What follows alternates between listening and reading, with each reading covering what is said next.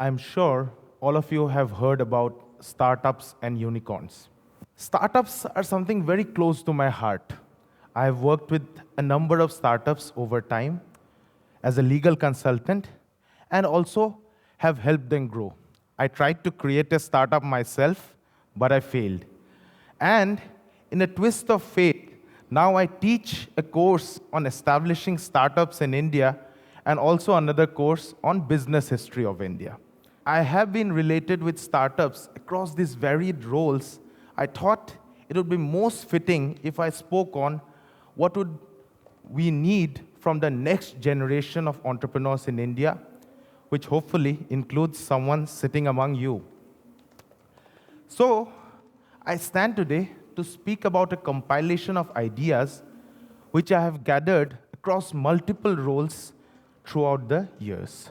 To begin with, let us understand what an entrepreneur means.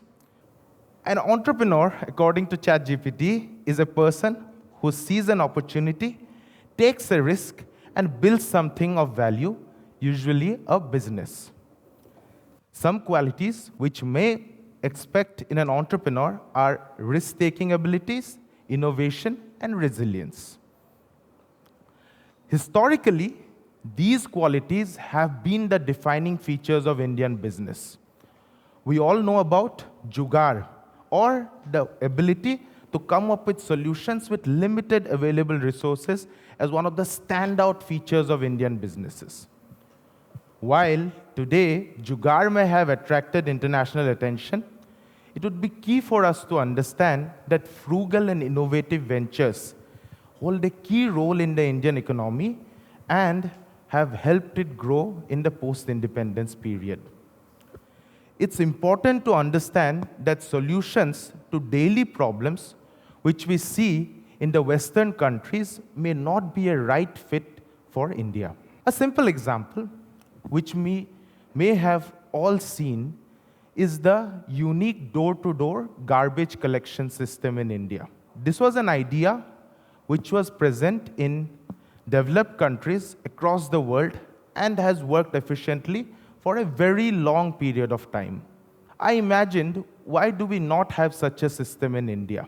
Curious about this aberration, I asked this question to one of my friends who had just started building a waste recycling startup. What he told me really changed my mind about how I view things. He gave a very simple explanation. He explained that in India, the Western model of driving large trucks across wide roads once a week to pick up garbage would just not work. India is a country built with small roads, lanes, and by-lanes. And for that, we need an India-specific solution. And we did come up with an India-specific solution. We built an India-specific framework where garbage is collected door to door from our small lanes and by-lanes by local NGOs who come daily. And this is a prime example of the innovations which we need today as we build India for the future. The silver lining here is that India had realized that we need local innovation many decades before. Let me shed light on some of these examples, taking you back to the period right before independence in 1947. We talk about 1946, and we go back to Gujarat. There are some small dairy farmers in Gujarat who supply milk to Bombay through something called the Bombay Milk Scheme. They sell their milk to some British-owned companies who then resell the milk in Bombay.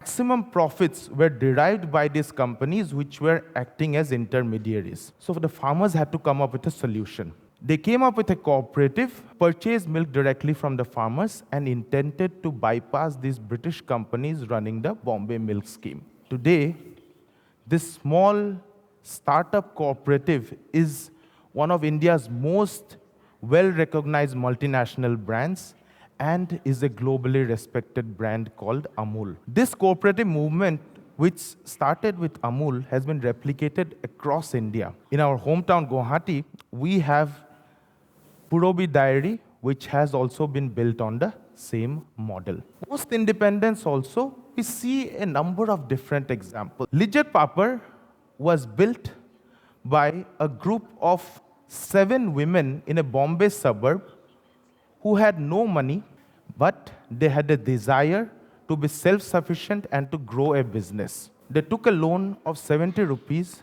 from a social worker, and they built the Lijjat Papad cooperative.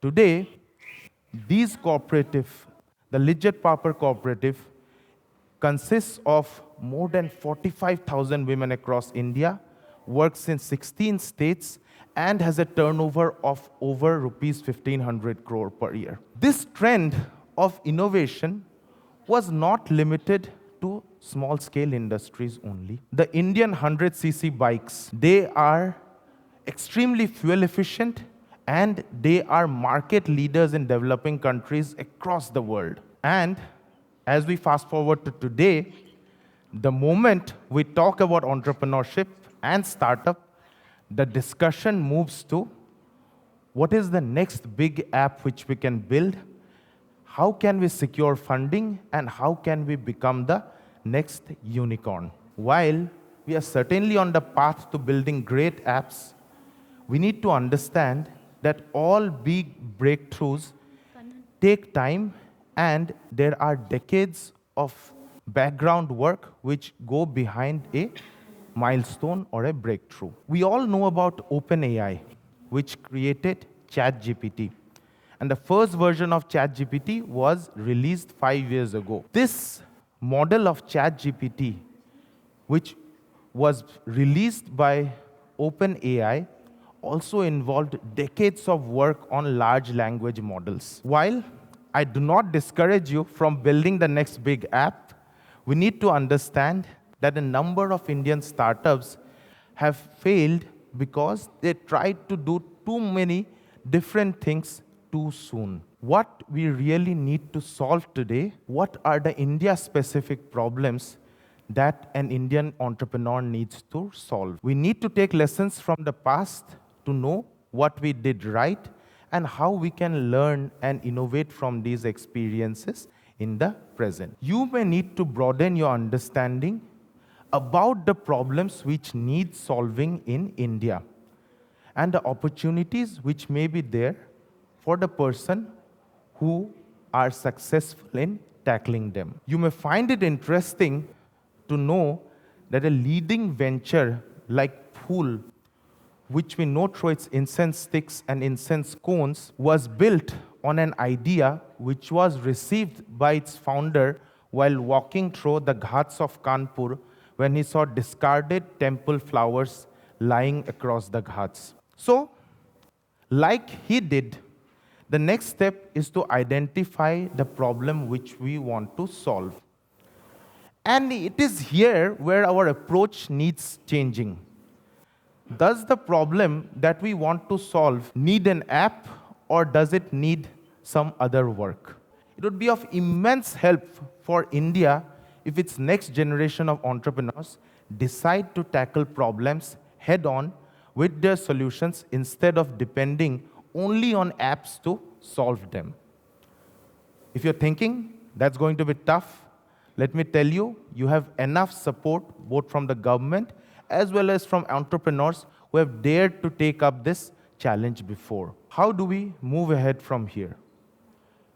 Let's take the story of Beko, which was established in 2019 with the idea of removing plastics from our daily lives.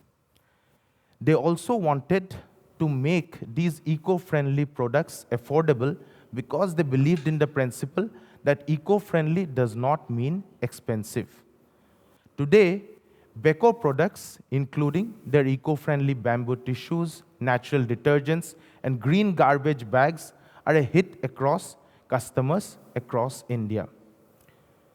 These are just examples. There are hundreds of other entrepreneurs who have also worked with the idea of frugal innovation and built innovative products across the country, such as natural clay-based fridges and even fibers from lotus stems.